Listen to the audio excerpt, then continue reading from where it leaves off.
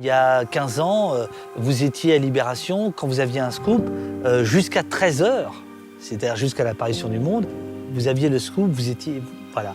Aujourd'hui, Mediapart sort un scoop, dans la seconde qui suit, c'est déjà commenté, répercuté, etc., etc. Et pour moi, l'investigation, c'est d'abord et avant tout le temps, c'est la maturation. On dit que le journalisme est mort, qu'il ne sert à rien, qu'il est au service des puissants. Pourtant, on observe un retour aux fondamentaux du métier, avec des moyens d'enquête complètement renouvelés.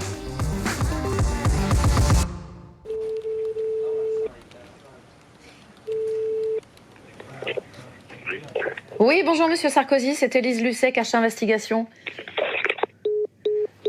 Ah ben là, on ne sait plus comment s'y prendre. J'ai surtout été rédacteur en chef avec Paul Moreira d'un magazine d'investigation 90 minutes, avec des enquêtes au long cours et avec une énorme liberté éditoriale. Et j'ai quitté Canal+, et je me suis associé avec Paul Moreira, et on dirige maintenant ensemble une modeste agence de presse, première ligne, avec une équipe de journalistes, de grands reporters, d'enquêteurs, de documentalistes, de production, pour avoir les budgets les plus importants pour lancer des enquêtes très ambitieuses. Monsieur Sarkozy, bonjour, c'est Élise Lucet.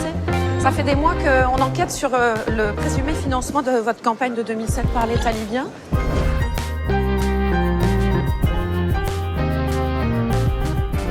Je trouve vraiment que c'est très difficile de faire de l'investigation dès qu'elle est dans l'actualité, quoi. Ça me paraît extrêmement difficile. On a besoin d'investigation, on a besoin d'enquête au long cours. Mais pour moi, voilà, l'investigation, c'est le long cours. L'idée qu'il faut aller très vite, Twitter, Facebook, ça pose des obstacles à l'investigation. D'une certaine manière, c'était le constat de Mediapart en disant on va faire des éditions et non pas publier à flux tendu comme les autres sites d'information, donc essayer de retenir un peu le temps. Bon. En France, la success story en la matière, c'est Mediapart, un journal qui emploie 90 salariés en CDI, 45 journalistes à temps plein et qui, en 11 ans, a su agréger 160 000 abonnés. Le journal génère aujourd'hui 2 millions de bénéfices nets. Fabrice Arfi, connu pour ses investigations sur Kadhafi, Bettencourt ou Benalla, a accepté de témoigner pour nous. Je crois que le succès de Mediapart, il a été rendu possible par l'architecture économique qui est la nôtre et une forme de journalisme que nous défendons, c'est-à-dire un journalisme qui se donne les moyens de ses obsessions. Un journalisme qui a du temps pour en perdre. Et notre métier, c'est de produire de l'information, c'est-à-dire de mettre sur la table des faits, pas des opinions, des faits. On ne regarde pas la couleur politique des gens sur lesquels on enquête. Ce que nous regardons, ce sont les faits, est-ce qu'ils sont vrais d'intérêt public. Si c'est le cas, ils appartiennent au lecteur. Le rôle d'un journal, c'est d'être utile à ceux qui le lisent. Il faudrait se mettre d'accord une bonne fois sur le sens du mot « objectif ». Ça voudrait dire une parfaite conformité entre l'objet ou la personne et ce qu'on en dit. Mais il est évident que cela n'a jamais existé et vraisemblablement n'existera jamais.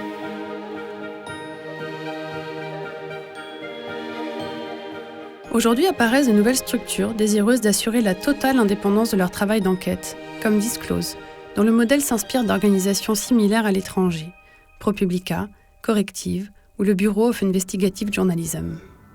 La première enquête de Disclose, c'est une enquête qui concerne les ventes d'armes de la France à l'Arabie Saoudite et aux Émirats Arabes Unis. L'impact, il a été assez puissant.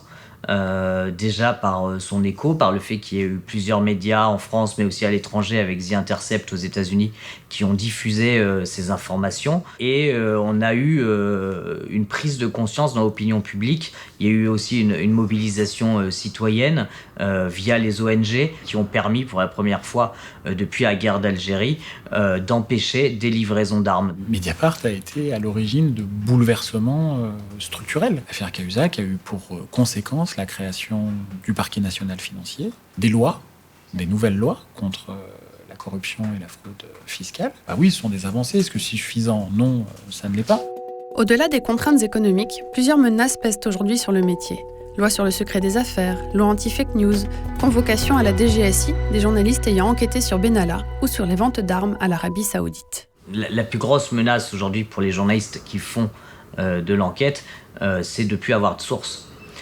Donc ce sont l'ensemble des lois qui verrouillent de plus en plus le système, qui ne protègent pas assez les lanceurs d'alerte et qui visent à essayer de connaître les sources des journalistes. Parce que si on n'a plus de sources, on ne peut plus faire notre métier. Il y a des menaces, comme on le voit depuis plusieurs années, mais des raidissements de certains pouvoirs contre la presse. Là, vous êtes quand même dans une rédaction où un procureur, qui est statutairement soumis au pouvoir exécutif, a envoyé 2 des siens plus 3 policiers de la brigade criminelle frapper à la porte du journal au mois de février 2019 pour perquisitionner Mediapart.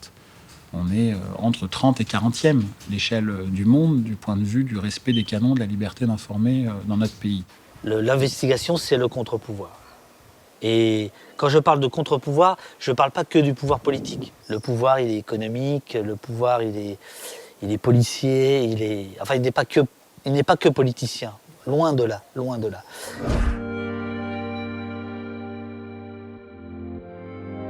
Là où on est pessimiste, c'est que en investigation, à la télévision comme dans la presse écrite, les espaces se restreignent. Et puis, l'optimisme vient du journalisme collaboratif. Ce journalisme collaboratif, protège chaque enquêteur, parce qu'on ne sort pas tout seul. C'est pas uniquement la petite PME première ligne qui va se retrouver face à une grosse multinationale, non.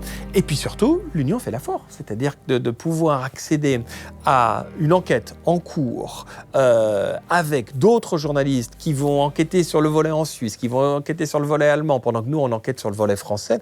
Mais ça donne des enquêtes d'une richesse absolue. L'avenir du journalisme, il est là. Il est dans une forme de collaboration. Mais à un moment, ça coûte un petit peu de sous. Et que si les chaînes de télévision, les grands médias, les grands médias de la presse n'investissent pas, les citoyens peuvent le faire également.